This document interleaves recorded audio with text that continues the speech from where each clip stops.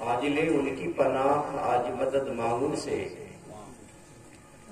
آج لے ان کی پناہ آج مدد مانگوں سے، پھر نہ مانیں گے قیامت میں اگر مان گیا۔ اور اعلیٰ حضرت ایک مقام پہ فرماتے ہیں بخدا خدا کا یہی ہے در، نہیں اور کوئی مکر مکر، بخدا خدا کا یہی ہے در، نہیں اور کوئی مفر مکر، جو وہاں سے ہو یہیں آ کے ہو، جو یہاں نہیں تو وہاں نہیں۔ سبحان اللہ سبحان اللہ۔ حضرات میں تقریر کرنے کے لیے نہیں آیا، رات کافی ہو چکی ہے اور میری طبیعت کبھی بھی نہیں چاہتی ہے کسی کے اوپر بوجھ پڑے، کبھی بھی ایسا میرے دل میں نہیں آیا کہ میں کسی کے اوپر بوجھ بنوں۔ رات کافی ہو چکی ہے، آپ بیٹھے ہوئے اس انتظار میں کہ مطلب جلد صلاۃ السلام ہو اور کھانا کھاؤں اور آرام کروں، لیکن اب ہمارے مخدوم گرامی کا حکم ہے تو کچھ تو بولنا پڑے گا۔ کچھ بولنے سے مطلب یہ نہیں کہ میں 10 منٹ 15 منٹ بولوں گا، کچھ باتیں میں آپ کو بتاؤں گا جو اللہ اس کے رسول کا حکم ہے۔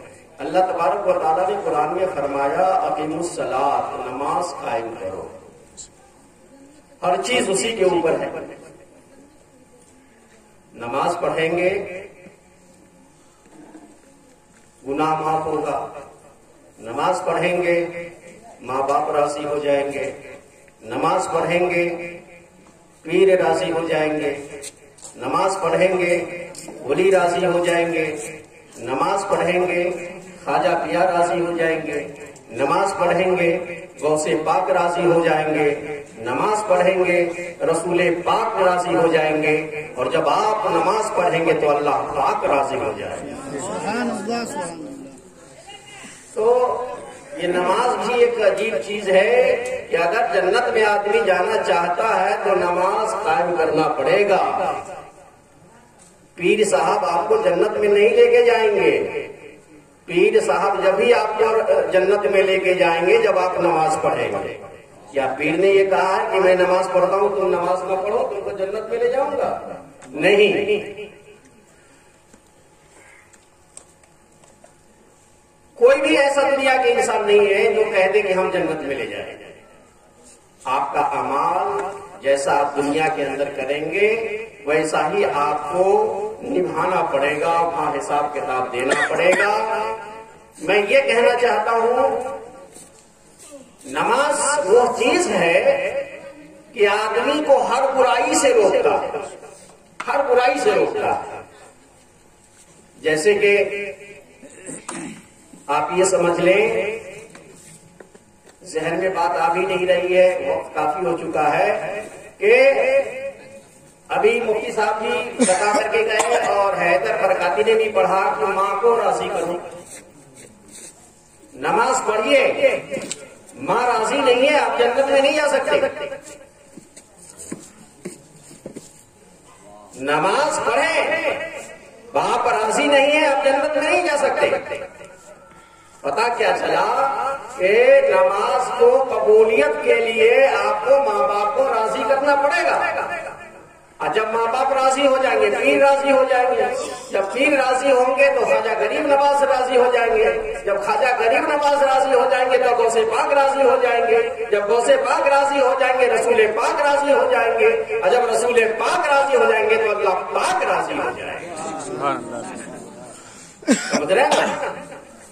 سعودیہ کی بات ہے، سعودیہ کی بات ہے، تاریخ ہے، ایک اخبار ہے اس میں میں نے پڑھا ہے اس چیز کو، لکھتے ہیں کہ ایک بوڑھا 80 سال کا، ایک بوڑھا 80 سال کا اور ایک بوڑھا 70 سال کا، کیا اس کو جوان کہہ سکتے ہیں؟ نہیں کہہ سکتے نا بھائی۔ 40 سال کے بعد جو ہے آدمی بوڑھا کی منزل پہ اپنا قدم رکھنے لگتا ہے۔ اس میں لکھا ہے اخبار میں کہ ایک 80 برس کا بوڑھا اور ایک 70 برس کا بوڑھا سعودی کی عدالت میں یعنی کہ ریاض میں انہوں نے مقدمہ دائر کر دیا چھوٹے بھائی نے بڑے بھائی کے اوپر۔ آدمی مقدمہ کیوں کرتا ہے؟ کوئی کسی کی زمین جائیداد بیمانی کرنے لگتا ہے تو کر دیتا ہے، کسی کی زمین مکان کو ہڑپ لیتا ہے تو، لیکن یہاں پر معاملہ عجیب ہے، دونوں بھائی ہیں 70 اور 80 سال کا، اور ماں کی عمر ہے 110 سال کی۔ اللہ اکبر! یہ چھوٹے بھائی نے مقدمہ کر دیا ریاض کی عدالت میں کہ ہماری ماں جو ہے، کیا ہماری ماں نہیں ہے؟ ہمارے بڑے بھائی کی ماں ہے، 80 برس ان کی عمر ہو گئی، ہمارے بھائی نے پوری زندگی ہماری ماں کی خدمت کی ہے، اب مجھے بھی عدالت سے میں فیصلہ چاہتا ہوں کہ میرے بھائی کو راضی کر کے کچھ دنوں کے لیے میرے حوالہ کر دے تاکہ میں بھی اپنی ماں کی خدمت کر سکوں۔ سبحان اللہ۔ ذرا اندازہ لگائیے، ابھی مفتی صاحب بھی بول کے گئے، برکاتی صاحب بھی، شاعر صاحب بھی بول کے گئے، یہ بہت بڑی بات ہے۔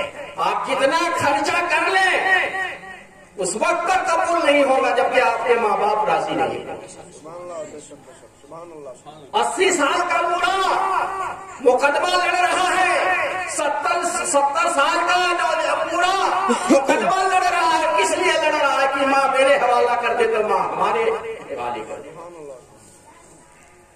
فیصلہ کرنے والے جج نے دونوں بھائیوں کو بلایا اور کہا کہ سنو، مہینہ میں 30 دن ہوتے ہیں، 15 دن تم رکھ لو، 15 دن تم رکھ لو۔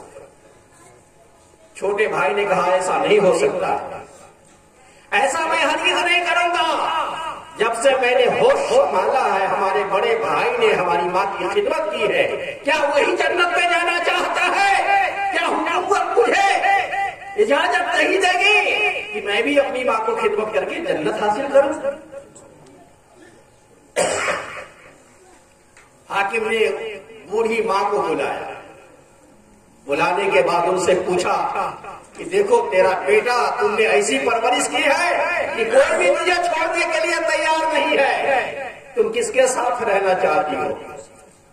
ماں بھی کیا ماں تھی، جس کا بیٹا ایسا ہو اس کی ماں کیسی ہوگی؟ جس کا بیٹا ایسا ہو اس کی ماں کیسی ہوگی؟ ماں نے جواب دیا جج صاحب آپ مجھ سے یہ نہ پوچھیں کہ میں کس کے ساتھ رہنا چاہتی ہوں، خدا کی قسم جس کے قبضے میں میری جان ہے، نہ میرا بیٹا کبھی چھوٹا نے مجھے تکلیف دی ہے، نہ بڑے بیٹے نے کبھی تکلیف دی۔ یہ دونوں میرے شکم سے نکلا ہے، میں کسی بیٹا کو تکلیف دینا نہیں چاہتا۔ آخر میں کیا کروں؟ آخرکار جج نے سوچا اور سوچنے پہ مجبور کر دیا، کہا کہ سنو، تم نے اپنی ماں کو اتنے دنوں تک خدمت کی ہے، اب یہ عدالت اس نتیجے پہ پہنچتی ہے کہ اب چھوٹا بھائی جو ہے جنت حاصل کرے گا، اپنی ماں کو خدمت کرے گا۔ اتنا کہنا تھا کہ جو 80 سال کا بوڑھا تھا بیٹا زاروں کے تار رونے لگا اور رب کی بارگاہ میں عرض کرنے لگا، مولا یہ دنیا والے نے میری ماں کو نہیں چھینا ہے بلکہ میری جنت کو چھین لیا۔ یہ ہے ماں۔ دوست کو بتانا یہ چاہتا ہوں کہ نماز پڑھیں، روزہ رکھیں اور احکامیہ شریعت کو بجا لائیں۔ اگر آپ اس کے اوپر پابند ہو جائیں گے خدا کی قسم آپ کا بیڑا پار ہو جائے گا۔ اسی لیے میں بار بار کہتا ہوں، آج روحانی میاں کو لوگ ممتاز کے نام سے جانتے ہیں، یہ میری ماں باپ کی دعا ہے، میرے پیر و مرشد کی دعا ہے۔ یہاں صرف نیپالی میں نہیں پوری دنیا میں روحانی میاں کہتے ہیں، لوگ جانتے ہیں۔ وجہ کیا ہے کہ ہم نے اپنی ماں کی خدمت کی، ہم نے اپنے والدین کی خدمت کی۔ میں آپ سے بھی گزارش کرتا ہوں، امید رکھتا ہوں کہ آپ بھی اپنے والدین کی خدمت کریں، انشاءاللہ آپ کا بیڑا پار ہوگا۔ اب آپ سنیے ایک جملہ میں آپ سے رخصت رہا ہوں، میری ماں کی دعاؤں سے پریشان ہے میرا دشمن،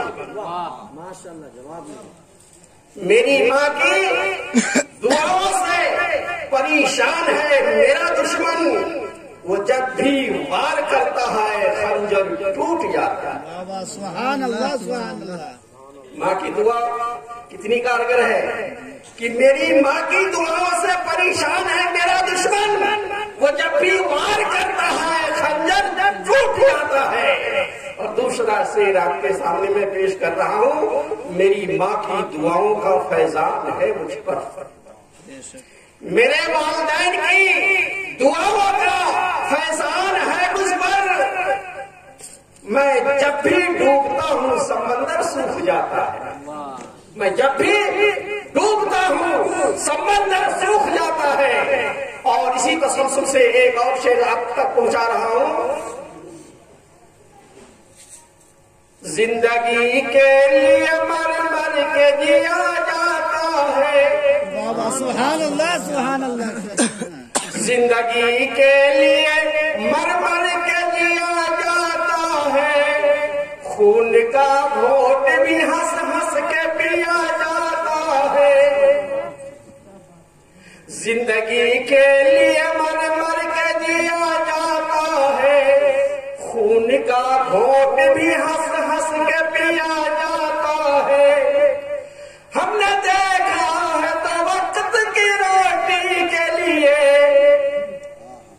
ہم نے دیکھا ہے تو وقت کی روٹی کے لیے. اب تو ماں باپ کا بٹوارا کیا جاتا ہے. اب تو ماں باپ کا بٹوارا کیا جاتا ہے. حضرات ایسا نہ ہونے دے. لوگ کہتے ہیں کہ ماں کو تم رکھ لو, باپ کو ہم رکھ لیتے ہیں, باپ کو ہم رکھ لیتے ہیں, ماں کو تم رکھ لو. ایسا ہرگز نہ کریں. جتنی محبت ماں کرتی ہے اتنی محبت باپ بھی کرتے ہیں.